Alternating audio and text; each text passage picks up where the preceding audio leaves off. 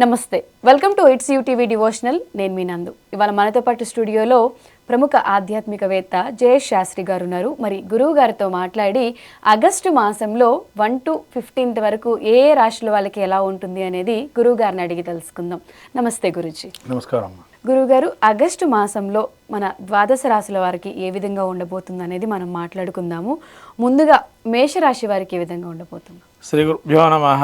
శ్రీ మహాగణాధిపతే నమః. శ్రీ మహాసరస్వత్యై నమః. హరి ఓం శ్రీమాత్రే నమః. ముందుగా మనకు ద్వాదశ రాశులు పక్ష ఫలితాల్లోకి వెళ్తే ఆగస్టు మాసం ప్రారంభం 1 నుంచి 15వ తారీఖు వరకు గ్రహస్థితి ఏ విధంగా ఉంది తెలుసుకునేటప్పుడు మేషంలో ఎటువంటి గ్రహాలు లేవు. వృషభం ప్రస్తుతం ఖాళీగా ఉంది. తర్వాత మిథునంలో శుక్రుడు గురుడు సంచారం చేస్తున్నారు. అలాగే కర్కాటకంలో బుధుడు రవి, సింహంలో కేతు, కన్యలో కుజుడు, తులలో మళ్ళీ ఈ యొక్క చంద్రుడు మాత్రం తిరుగుతూ ఉంటారు. గ్రహ సంచారం 2.5 రోజులకు ఒకసారి. అది వృశ్చికం, ధనస్సు, మకరం, కుంభం, మళ్ళీ కుంభంలో రాహు, మీనంలో ఈ యొక్క శని వక్రగమనంలో ఉన్నారు. ఇటువంటి గ్రహస్థితి మనం ఈ యొక్క 1 నుంచి 15వ తారీఖు వరకు ఆగస్టు నెలలో ఉన్న ఫలితం. ఓవరాల్గా చూస్తే కనుక దీనివల్ల ఒక యోగం అయితే ఉంది. గురు శుక్రుల కలయిక అనేది కలిగింది ఇక్కడ. తర్వాత రవి బుధుల కలయిక ఉంది. ఈ కలయిక చాలా విశేషంగా యోగిస్తుంది ఈ యొక్క కొన్ని రాసుల వారికి అని చెప్పచ్చు. ముఖ్యంగా మీరు అన్నట్టుగా మనం ఈ యొక్క కలయిక దేనికి సంకేతం అంటే, గురు శుక్రులు ఏంటంటే కాంబినేషన్ అనేది ఇద్దరు గురువులు, ఇద్దరు శుభులు. ఈ శుభగ్రహాలు రెండూ కలిసి ఉండడం అనేది చాలా విశేషమైనటువంటిది. ఇవి ఏదైతే కూడా 1, 5, 9 స్థానాల్లో ఉంటే కనుక యోగవంతంగా మంత్రివర్గంలో ఎవరైతే అంటే ఇప్పుడు జనరేషన్లో పుట్టేటువంటి వారు ఎవరైతే ఉంటారో వాళ్ళకి యోగదాయకమైన ఫలితాలు ఉంటాయి గురు శుక్రుల కలయిక వల్ల. అలానే రవి బుధులు కూడా ఉండటం వల్ల వాళ్ళకి బుధాతిథ్య యోగంతో పాటు మంచి విద్యాబుద్ధులు నేర్పరి, మంచి ప్రాపంచికమైనటువంటి అనుభూతులు ఏవైతే సుఖానుభూతులు కావచ్చు, లేకపోతే శక్తికి సంబంధించినటువంటి విషయాలంటే సుప్రమసీ పవర్ అనేది ఏదైతే ఉంటుందో వాటికి అతీతమైన శక్తులు ఎలా పొందాలి అనే వాటి గురించి కూడా చాలా మంచి పరిజ్ఞానం ఉంటుంది పుట్టే పిల్లలకి. అంటే ఈ మాసంలో 1 నుంచి 15వ తారీఖు పుట్టేటువంటి పిల్లలకి శ్రావణ మాసం మొదట్లో వీటి యోగం ఇస్తుందని చెప్పచ్చు. ఈ 2 గ్రహాల యోగాన్ని వీటిని మనము ఏ విధంగా కొన్ని రాసులకు ఏ విధంగా యోగిస్తాయి, కొన్ని రాసులకు ఏ విధంగా యోగించిన విషయాలు చెప్పుకుందాం. ముఖ్యంగా శ్రావణ మాసంలో అందరికీ కూడా లక్ష్మి కటాక్షం కలగాలని చెప్పి ప్రతినిత్యం కూడా ఆ లక్ష్మి అనుగ్రహం కలిగి ప్రతి ఇంట్లో కూడా సిరి సంపదలు తొలతూగుతూ ఉండాలని చెప్పి కోరుకుంటూ శుభాకాంక్షలు తెలుపుతూ శ్రావణ మాసంలో మనం మొదలు పెడతాం ద్వాదశ రాశి ఫలితాలు. గురుగారు, ధనుసు రాశి వారికి ఆగస్టు 1 నుంచి 15 వరకు ఏ విధంగా ఉండబోతుంది? అలానే ఎటువంటి రెమెడీస్ చేసుకుంటే బాగుంటుంది? ధనుసు రాశి వారికి మూలా నక్షత్రం 4 పాదాలు, పూర్వాషాఢ నక్షత్రం 4 పాదాలు, ఉత్తరాషాఢ నక్షత్రం 1వ పాదం. వీరికి రాహు తృతీయంలో ఉన్నారు. యోగప్రదంగా అంటే వీరికి ఏదైతే కార్యక్రమాలు ఆగిపోయి ఉన్నాయో అవన్నీ కూడా తిరిగి ప్రారంభం చేసుకోవడానికి, అట్లనే శని కూడా వక్రగమనంలో ఉన్నాడు. పోయిన వస్తువులు తిరిగి పొందటము, తిరిగినటువంటి రాజ్యం మళ్ళీ తిరిగి పొందటము, లేకపోతేనా సోదర వర్గాల్లో శత్రుత్వంతో ఉన్నవారు మిత్రత్వంగా మారటం, ఇవన్నీ జరిగే అవకాశం ఉంటుంది. శుక్రుడు గురుడు సప్తమ స్థానంలో ఉన్నారు కాబట్టి నూతన వ్యక్తులతో పరిచయాలు ఏర్పడి నూతనమైన వ్యాపారాలు ఏర్పడటం కావడం, తర్వాత ఎక్స్పాన్షన్, వ్యాపార సంస్థల ఎక్స్పాన్షన్ ఎక్కువగా ఉండటం ఆ శుక్ర గురువుల కలయిక వల్ల.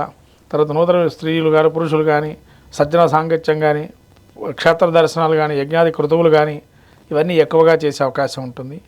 అష్టమంలో రవి బుధులు ఉన్నారు. బుధుడు కూడా వీళ్ళ కొత్త ఔన్నత్యాన్ని, కొత్త పంతంలో దక్కుతాయి ఆలోచనలు కూడా.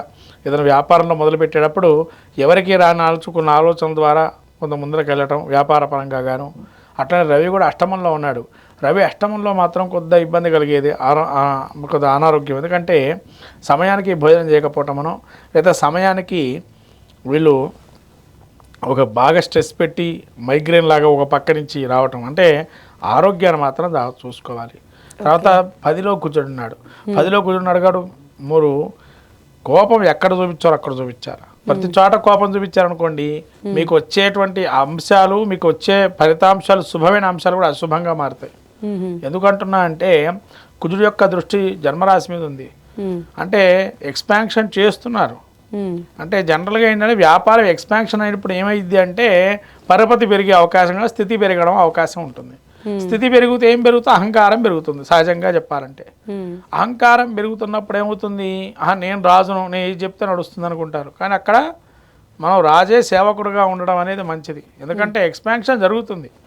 ఎక్స్పాన్షన్ జరిగినప్పుడు వ్యాపార సంస్థల్లో మనం ఎంతవరకు వాళ్ళని రాణించుకునే పరిస్థితి ఉండాలి అని అంటే మనం ఆ ఎక్స్పాన్షన్ జరిగినది అది మనం కాపాడుకోవాలి. అంతేగాని ఈయన 4 మాటలు అనేవాడు అని చెప్పి మళ్ళీ జరిగిన 1 సంవత్సరం బాగుంటే 2వ సంవత్సరం వీగిపోయే పరిస్థితి ఉంటుంది. కాబట్టి అలా కోపపడకుండా మీరు ఎలా అయితే ఒక న్యాయతనంతో వ్యాపారాన్ని ఎక్స్టెన్షన్ చేసుకోవడం అనేది మంచిది. ఇది తెలుసుకోవాల్సినటువంటి విషయం. అంటే కోపావేశాలకు రాగద్వేషాలకు వెళ్ళకూడదు. వెళ్ళకుండా చేయండి, ఖచ్చితంగా మీరే రాజు అవుతారు. ఎప్పుడైతే మీరు కోపాన్ని ప్రదర్శిస్తారో వచ్చే కూడా పోయే అవకాశం ఉంటుంది. జాగ్రత్తగా ఉండాలి. తర్వాత కేతువురికి 9లో ఉన్నాడు.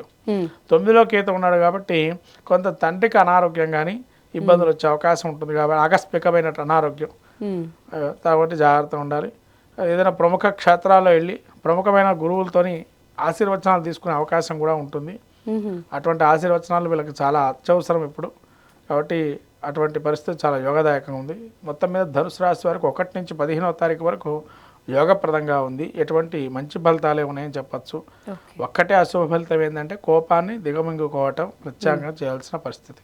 తర్వాత తన ఆరోగ్య విషయాల్లో కానీ జాగ్రత్తగా ఉండాలి. అంతే. ఈ 2 విషయాలు గమనిస్తే ధనుసు రాశి వారికి బాగుంది. ఓవరాల్గా అన్ని రాశులకి ఏదైనా ఒక రెమెడీ చెప్పగలరా గురుజీ? మొత్తం మీద ద్వాదశ రాశి వారికి గురు శుక్రులు రవి బుధుల కలయిక యోగప్రదంగా ఉన్నాయి. కానీ న్యాచురల్ గ్రహస్థితి చూసినట్టయితే కొంత ఈ గురు శుక్రులు ఏదైతే కలయిక ఉందో 3వ స్థానంలో గురుడు అవయోగాన్ని ఇస్తున్నాడు. అట్లాగే రాహు శని కూడా అవయోగాన్ని ఇస్తున్నాడు. అంటే ఈ 15 రోజుల్లో శ్రావణ మాసంలో అత్యద్భుతమైన రోజులు కొన్ని ఉన్నాయి మనకి. అవి ఏమిటంటే 1వ తారీఖు అష్టమి స్వాతి నక్షత్రంతో ప్రారంభమవుతుంది ఆ రోజు. మళ్ళీ 15వ తారీఖు మనకు కరెక్ట్గా ఈ యొక్క శ్రవణ నక్షత్రము తదుపరి అయినటువంటి నక్షత్రాల వరకు ఉంటుంది. సంకష్టహార చతుర్థి కానీ ఈ శ్రవణ పౌర్ణమి కానీ ఇటువంటి మహత్తరమైన రోజులు ఉంటాయి కదా. ఈ పర్వదినాలలో ఏదైనా కానీ తోచిన దానం ధర్మము, ముఖ్యంగా ఈ మాసంలో గొడుగుని దానం చేయమన్నారు. గొడుగు కానీ ఎవరికైనా చలితో బాధపడుతున్నటువంటి వారికి వర్షాకాలంలో వాళ్ళకి కప్పుకున్న రగ్గులు కానీ, తర్వాత ఈ యొక్క రెయిన్ కోట్స్ కానీ అలాంటివి కనుక చేస్తే కనుక కొంతవరకు వాటి నుంచి ఉపశమనింపించి వేరే వాళ్ళకి ఇవ్వటం వల్ల, అంటే ఎవరు కొనుక్కోలేని వాళ్ళు భిక్షగాళ్ళు ఉంటారు, వాళ్ళకి వస్త్రాదులు అటువంటి వారికి చేస్తే చాలా మంచి ఫలితాలు ఉంటాయి శ్రావణ మాసంలో. అంటే ముఖ్యంగా గొడుగు దానం అయితే చేయమన్నారు.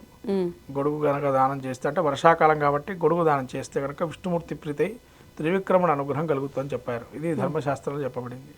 కాబట్టి ఈ లక్ష్మీ కటాక్షం కోసం కూడా ఎవరైనా శ్రీ సూక్త విధానంగా పారాయణం చేసుకోవటం, అనులోమ విలోమ పద్ధతిలో కానీ, తర్వాత లక్ష్మీదేవికి బిల్వపత్రాలతో ఆరాధన చేయటం ధనప్రాప్తి కోసం.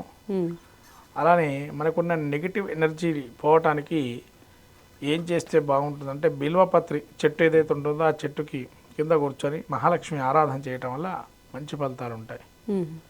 ఈ విధంగా చేస్తే కనుక ద్వాదశ రాశుల వారందరూ కూడా ఎక్కడైనా నవగ్రహాలు దేవాలయానికి వెళ్ళినప్పుడు నవగ్రహాలు అక్కడ హోమగుండం ఉన్నా, లేతే ఎక్కడైనా సాయిబాబా గుడిలో ధుని ఉంటుంది, ఆ ధునిలో కూడా నవధాన్యాలు వేసి యథేకంగా 27 ప్రదక్షిణాలు చేసిన చాలా విశేషమైన ఫలితాలు ఉంటాయి. కాబట్టి ఈ విధంగా చేయటం మంచిది.